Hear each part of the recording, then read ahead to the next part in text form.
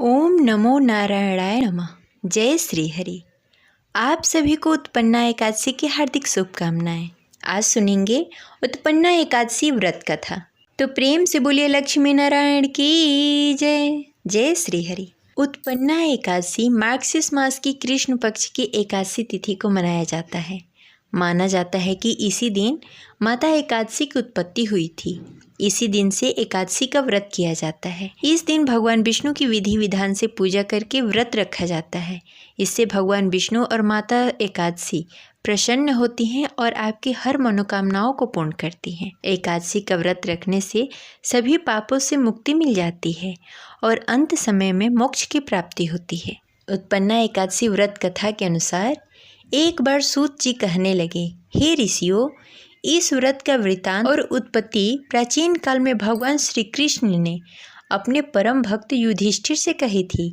वही मैं तुमसे कहता हूँ, ध्यानपूर्वक सुनो। एक समय युधिष्ठिर जी ने भगवान श्री कृष्ण से पूछा, हे केशव, एकादशी व्रत किस विधि से किया जाता है? उसका क्या फल प्राप्त होता है? उपवास के दिन जो किया जाता है, आप कृपा करके मुझसे विस्तार पूर्वक कहिए। यह वचन सुनकर भगवान श्री कृष्ण कहने लगे, हे कुंती पुत्र, मैं तुमसे एकादशी व्रत का महात्मा कहता हूँ। ध्यानपूर्वक सुनो। सर्वप्रथम हेमंत ऋतु में मार्गशीर्ष कृष्ण पक्ष एकादशी के दिन इस व्रत का प्रारंभ किया जाता है। दशमी को संध्या काल में भोजन करने के बाद अच्छी प्रकार से दातुन करें ताकि अन्न का अंश मुंह में न रह जाए। रात्रि को भोजन कदापि न करें। एकादशी के दिन सुबह प्रातः एकादशी के दिन ब्रह्म मुहूर्त में उठकर सर्वप्रथम व्रत का संकल्प करें। इसके पश्चात स्नान आदि से निवृत्त होकर घर को स्वच्छ करके भगवान विष्णु की विधि विधान से पूजा करें। तिलक लगाएं, प्रसाद अर्पित करें। प्रसाद में तुलसी पत्र अवश्य डालें। धूप दीप नैवेद्य के साथ भगवान विष्णु की पूजा आराधना करें। एकादशी व्रत का कथा पढ़े या सुने और रात्रि में दीप दान करें।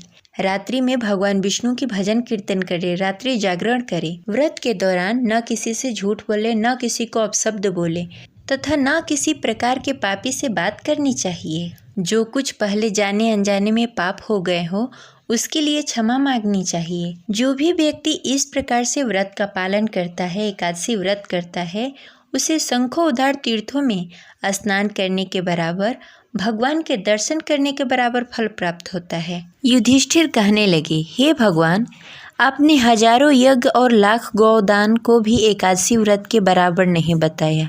सो यह तिथि सब तिथियों में उत्तम कैसे हुई, बताइए। भगवान कहने लगे, हे युधिष्ठिर, सतयुग में मूर नामक एक दैत्य उत्पन्न हुआ। वह बड़ा ही बलवान और भयानक था। उस प्रचंड दैत्य ने इंद्र, आदित्य, वायु, अग्नि आदि सभी देवताओं को पराजित करके भगा दिया। तब इंद्र समेत सभी देवताओं ने भयभीत होकर भगवान शिव से सारा वृत्तांत कहा और बोले, हे कैलाशपति, मूर दैत्य से भयभीत होकर सभी देवता मृत्युलोक में फिर रहे हैं। तब भगवान शिव ने कहा, हे देवताओं, तीनों लोकों के स्वामी, भक्तों के दुख का नाश करने वाले भगवान विष्णु के शरण में जाओ। वही तुम्हारे दुखों को दूर करते हैं।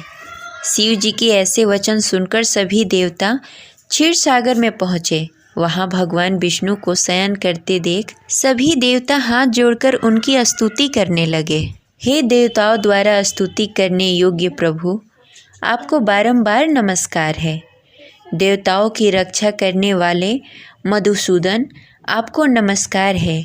आप हमारी रक्षा करें। दैत्यों से भयभीत होकर हम सब आपकी शरण में आए हैं। आप इस संसार के कर्ता धर्ता हैं। माता पिता, उत्पत्ति और पालन करता और संहार करता है। सबको शांति प्रदान करने वाले हैं।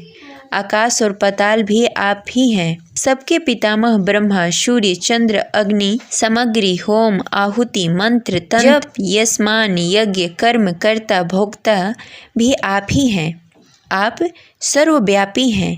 आपके सिवा तीनों लोकों में चर तथा अचर कुछ भी नहीं है। हे भगवान, दैत्यों ने हमको जीतकर स्वर्ग से भ्रष्ट कर दिया है और हम सब देवता इधर उधर भागे फिर रहे हैं। आप उन दैत्यों से हम सबकी रक्षा करें। इंद्र के ऐसे वचन सुनकर भगवान विष्णु कहने लगे कि हे इंद्र, ऐसा मायावी दैत्य कौन है जिसने सब देवताओं को जीत लिया है? उसका नाम क्या है? उसमें कितना बल है और किसके आश्रय में है तथा उसका स्थान कहाँ है? यह सब मुझसे कहो। भगवान की ऐसी वचन सुनकर इंद्र जी बोले, हे भगवान, प्राचीन समय में एक नाड़ीगंज नामक राक्षस था। उसके महापराक्रमी तथा लोक विख्यात मोर नामक एक पुत्र हुआ। उसकी चंद्रवती नामक एक नगरी है। उसी ने सब देवताओं को स्वर्ग से निकालकर वहां अपना अधिकार जमा लिया है। उसने इंद्र, अग्नि, वरुण, यश, वायु, चंद्रमा, नैऋत आदि सबके स्थान पर अपना अधिकार कर लिया है। सूर्य बनकर स्वयं ही प्रकाश करता है और स्वयं ही मेघ बनकर बैठा हुआ है और सबसे अजय है। हे असुर निकंदन, उस दुष्ट को मारकर देवताओं को अजय बनाए। यह वचन सुनकर भगवान ने कहा, हे देवताओं, मैं शीघ्र ही उसका संहार करूंगा। तुम चंद्रावती नगरी जाओ। इस प्रकार कहकर भगवान सहित सभी देवताओं ने चंद्रावती नगरी की ओर प्रस्थान किया। उस समय जब दैत्य मोर सेना सहित युद्ध भूमि में गरज रहा था, उसकी भयानक गर्जना सुनकर सभी देवता भय के मारे चारों दिशाओं में भागने लगे। जब स्वयं भगवान रणभूमि में आए तो दैत्य उन पर भी अस्त्र शस्त्र आयुध लेकर दौड़े। भगवान ने उन्हें सर्प के समान अपने बाणों से बिध डाला। बहुत से दैत्य मारे गए, केवल मोर बचा रहा। वह अविचल भाव से भगवान के साथ युद्ध करता रहा। भगवान जो जो भी तीक्ष्ण बाण चलाते, वह उसके लिए पुष्प सिद्ध हो जाता। उसका शरीर छिन्न भिन्न हो गया, किंतु वह लगातार युद्ध करता रहा। दोनों के बीच मल्ल युद्ध भी हुआ। 10,000 वर्ष तक उनका युद्ध चलता रहा, किंतु मोर नहीं हारा। थककर भगवान बद्री आश्रम चले गए। वहाँ हेमवती नामक सुंदर गुफा थी। उसमें विश्राम करने के लिए भगवान उसके अंदर प्रवेश कर गए। यह गुफा 12 योजन लंबी थी और उसका एक ही द्वार था। विष्णु भगवान वहाँ योग निद्रा की गोद में सो गए।